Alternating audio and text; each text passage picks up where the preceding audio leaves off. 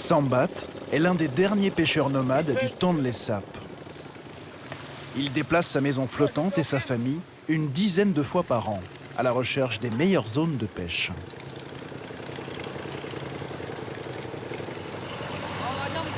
Je bouge en permanence. On navigue depuis 1 heure et on n'est qu'à la moitié du chemin. Un nomadisme qui lui permet de s'adapter aux métamorphoses uniques au monde du plus grand lac d'Asie du Sud-Est. 6 mois par an, sous l'effet de la mousson et de la crue du fleuve Mékong qui l'alimente, le Tonlé Sap, au Cambodge, multiplie sa superficie par 5. Il déborde et engloutit un territoire aussi vaste que l'île de France. Des cultures, des forêts entières, sous 7 mètres d'eau. 1 million de personnes habitent sur le lac, dans des villages flottants ou des cités lacustres juchées sur pilotis.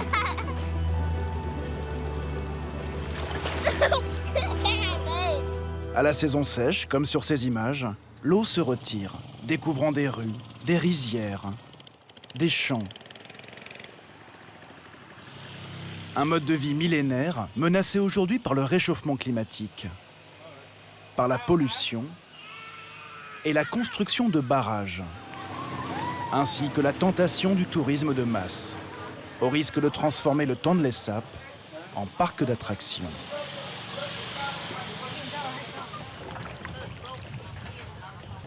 Sambat, le pêcheur nomade, vient de jeter l'ancre pour quelques semaines dans cette forêt inondée.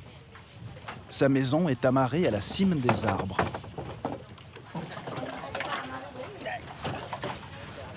« 100 mètres carrés de bois et de tôle que se partage cette famille de 8 personnes. Sa femme, ses enfants, sa sœur et son bébé.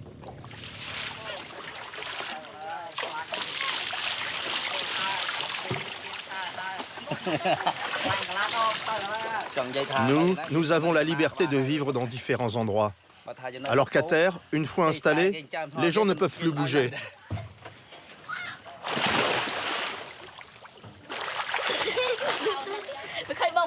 Lui aussi, il veut se baigner du coup. N'allez pas trop loin, c'est compris? Mon bébé est déjà tombé 1 fois.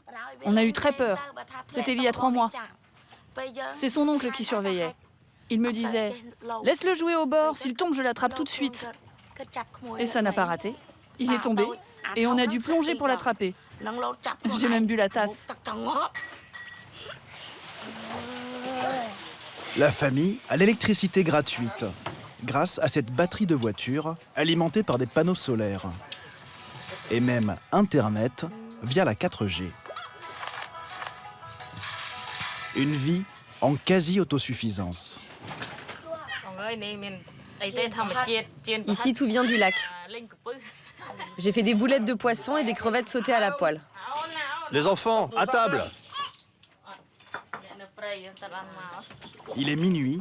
Avec son fils Visheka, 15 ans, Sambat part remonter les filets qu'il a posés dans l'après-midi.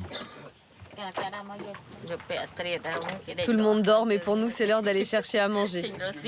Comme les oiseaux de nuit. 2 kilomètres de navigation. On n'y voit rien. Vishka, attention de ne pas cogner contre les troncs. Ils ont posé leur filet au milieu de la végétation qui sert d'abri aux poissons contre la chaleur. Même en pleine nuit, l'eau ici dépasse les 25 degrés.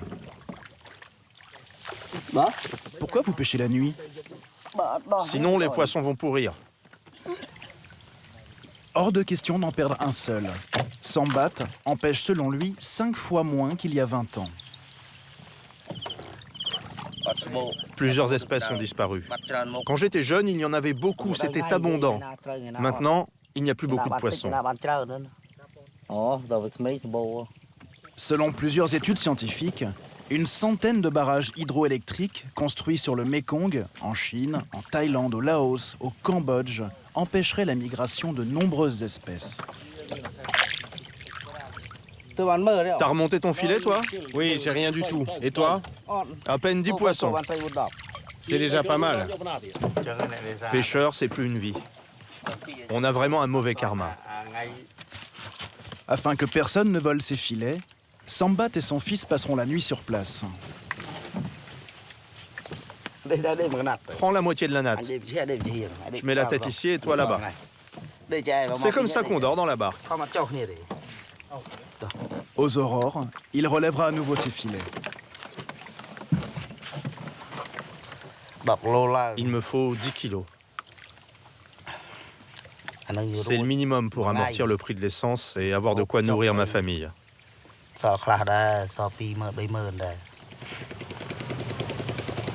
7 heures du matin. Retour à la maison. Viens par là. La pêche est bonne.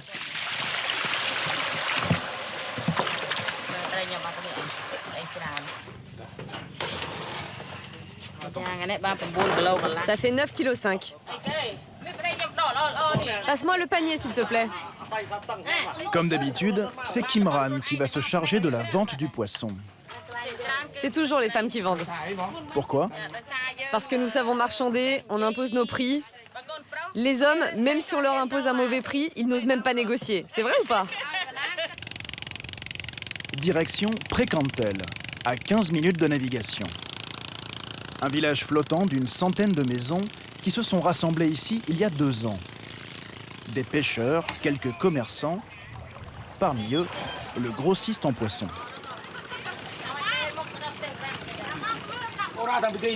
Passe-moi ton panier. Ça, c'est des keng. Ils sont à 86 centimes d'euros le kilo. Kimran n'aura pas à marchander. Avec le mauvais temps, peu de pêcheurs sont sortis. Le poisson est rare, les prix grimpent. 40 centimes de plus au kilo cette semaine. Avec les 9 kilos que mon mari a pêchés, ça nous fait 12 euros, une fois qu'on aura payé le carburant. Je vais vous acheter des bonbons pour les enfants. Pour Kimran et son mari, des revenus irréguliers mais confortables. Tiens, prends-en 5. Dans un pays où le salaire mensuel moyen plafonne à 120 euros. Sur le lac Tonle Sap, seuls ceux qui peuvent encore se payer du carburant ont conservé un mode de vie nomade. Les autres ne peuvent plus suivre le poisson au gré des saisons, ni déplacer leur maison flottante. C'est à la rame que Ross, 62 ans, remonte ses filets, aux abords de son village, Prektoal.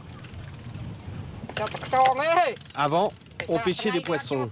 Maintenant, je ne remonte plus que des escargots. D'habitude, j'en ai quand même plus que ça. Pour une fois qu'on me filme. Et en même temps, hier, je n'ai rien eu non plus. C'est un campléane. On ne peut en faire que de la pâte de poisson fermentée ou des appâts. Ça se vend à peine 25 centimes le kilo. À cet endroit, avec le réchauffement climatique, le niveau du lac est si bas à la saison sèche, parfois moins d'1 mètre, que les poissons n'ont plus assez d'oxygène. Ross se nourrit du coup de tout ce qu'il trouve.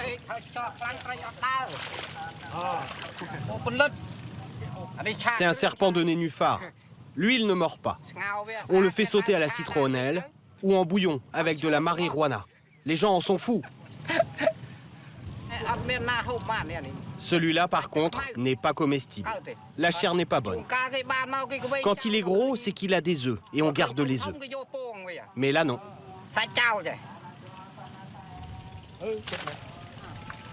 Les bons jours, Ross parvient à tirer 1 euro de la vente de ses poissons. Mais la plupart du temps, il ramène à peine de quoi nourrir sa famille. Il vit avec son épouse et leurs 2 enfants. Hé, Shana, viens nous aider à trier les poissons. Mais j'ai mal aux mains. Sinon, tu n'auras rien à manger. Bon, laisse tomber si tu as mal à la main. Même si cette pêche ne vaut quasiment rien, elle n'est pas perdue pour tout le monde. Pour gagner un peu d'argent, Chouop mise sur son poulailler flottant. J'ai 8 volailles, des poules et des canards. Il n'y a pas d'œufs aujourd'hui. Elles n'ont rien pondu. Quand elles pondent, je garde les œufs, jusqu'à ce qu'ils éclosent. Et je vends les poussins. 75 centimes d'euros le poussin. Chuop cultive également un potager flottant. Elle utilise ces plantes de la famille des mimosas pour faire des potages. Tu peux t'approcher un peu? Quand l'épicier du village passe devant chez elle, elle ne prend que le strict nécessaire. Donne-moi 1 litre d'huile. 1 litre d'huile, d'accord. C'est un demi-litre par bouteille? Oui, c'est tout ce qu'il me reste. Qu'est-ce que tu me tends là? C'est de la soupe de poisson. Non, ça j'en veux pas. Il vend super cher ses produits. C'est beaucoup plus cher qu'en ville. C'est plus difficile qu'avant. Je vends 2 fois moins. Il y a des gens qui ne viennent plus du tout. Même si les enfants me réclament quelque chose, je dis non. Je refuse d'acheter à crédit. Les enfants ont dû s'habituer à ce que les serpents pêchés par leur père deviennent l'aliment principal. Les connaisseurs savent que c'est très bon à manger. Tu aimes ça, toi? Oui, C'est bon? oui. Surtout en soupe et en sauté. Et grillé dans des feuilles de bananier. Seule fenêtre sur le reste du monde, cette télé. Tu regardes souvent le foot? Non, j'y comprends rien. Pour Shenda, 10 ans, et son grand frère Shana, 13 ans. Du football, des sitcoms thaïlandais et des publicités. Leur vie ne ressemble pas à la mienne. Tu aimerais vivre comme eux? Oui, Shana est bon élève. Plus tard, il aimerait devenir enseignant. je vais à l'école en bateau, mais il ne vient pas toujours me chercher. Des fois, je ne peux pas y aller. La navette scolaire coûte 50 centimes d'euros par jour. Somme que ses parents peuvent payer grâce aux 40 euros mensuels d'aide sociale. On a une seule barque qui sert pour la pêche. Si on emmène notre enfant à l'école, on n'a plus rien pour aller chercher à manger. Ce jour-là, Shana attendra la navette en vain. La météo rend la navigation dangereuse. Nous profitons d'une accalmie pour l'emmener nous-mêmes à l'école. Elle est où ton école? Elle est plus haut, sur la rive. Je te la montrerai quand on s'approchera. Tu ne vas pas être en retard? Ça va aller. Tu dois y être à quelle heure? Les cours commencent à 13h. Au Cambodge, la scolarité est gratuite et obligatoire de 6 à 14 ans. Dans ce village, l'école est l'un des seuls bâtiments en dur. Regarde, c'est là. Je te dépose où? Tu peux te garer devant. L'établissement accueille 400 élèves, du CP à la 3e.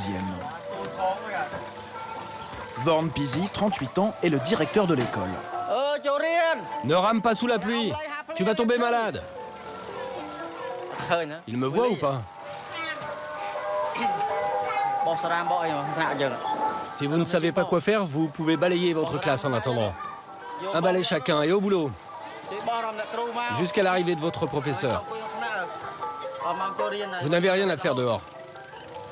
Dans la classe de Shana, le professeur n'est pas encore arrivé. On ne sait pas encore s'il va venir. On n'arrive pas à le joindre. En temps normal, on demande à un élève d'aller chercher le professeur. Mais aujourd'hui, avec la météo, ça ne va pas être possible. Seuls 2 professeurs sur 10 seront présents.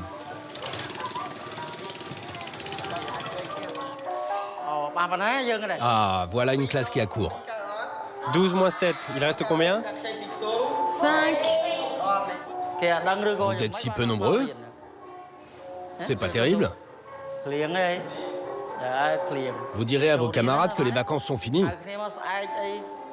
L'examen du 2e trimestre approche. S'ils ne viennent pas, ça va être difficile pour eux. Ici, le niveau scolaire est très bas. Quand ils arrivent au lycée, ils ne peuvent pas suivre et du coup, ils arrêtent. Ce jour-là, l'absentéisme est d'autant plus marqué que le village est en deuil. De nombreuses familles sont aux obsèques de Madame Ho, décédée d'un cancer de la thyroïde à 53 ans. Avec son mari Sean, pêcheur, elle avait 8 enfants. Tourne la tête. Conformément à la tradition bouddhiste, religion d'État au Cambodge, tous les proches de la famille se rasent la tête en signe de deuil. Tu peux aller te rincer.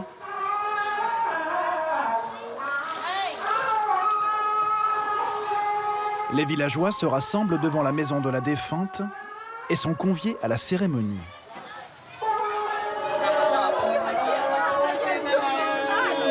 La toilette mortuaire se fait avec l'eau du lac et en public.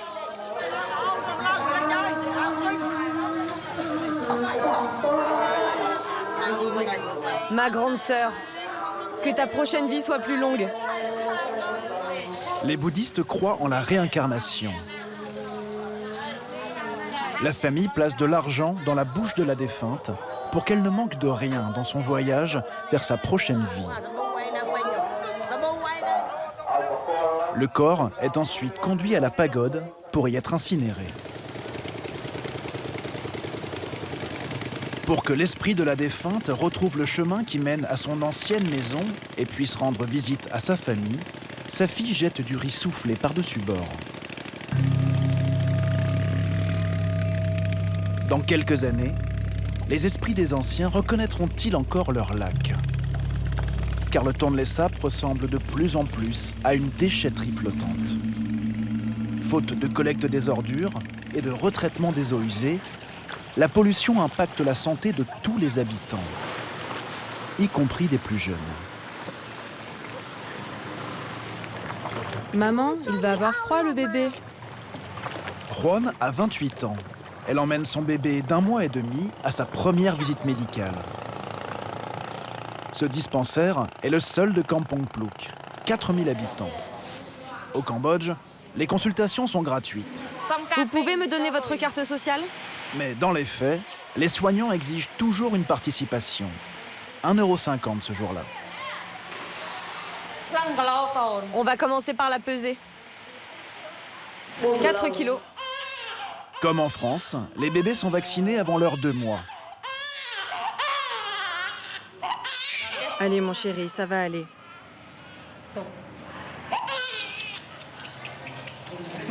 Votre enfant a des boutons, ça doit le démanger. C'est à cause de l'eau avec laquelle vous le lavez. L'eau du lac n'est pas propre. Il faut utiliser du savon pour éviter les démangeaisons. La majorité des enfants ici ont ce genre de problème. Cette petite-là a carrément des abcès. Nous n'osons pas y toucher. Nous pouvons juste donner des médicaments pour apaiser. La pollution, un fléau qui menace aussi le développement du tourisme sur le lac. 300 000 visiteurs viennent chaque année admirer les villages flottants. Pour ces pêcheurs pauvres, une source de revenus inespérée. Tu vas où? Je vais chercher des clients. Mout a 49 ans. Désormais, sa barque ne lui sert plus à remonter les filets, mais à promener les touristes. Comme elle, ils sont nombreux à Kampong Pluk à s'être reconvertis. On tire au sort pour qu'il n'y ait pas d'embrouille.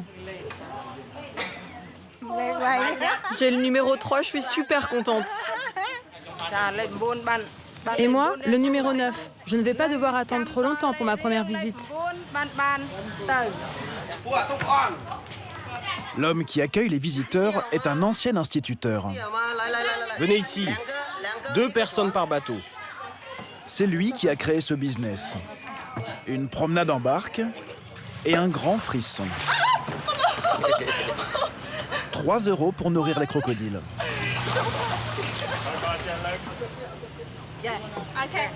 Les premières clientes de Mout, 2 amies australiennes, Rachel et Megan, 2 institutrices.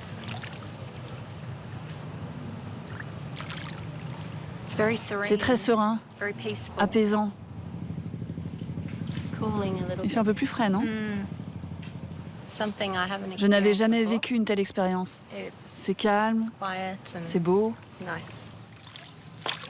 Sur les 10 € que paient Rachel et Megan, 4 € reviennent à Mout. Elle fera 3 promenades ce jour-là, 12 €. L'équivalent pour elle d'une semaine de pêche.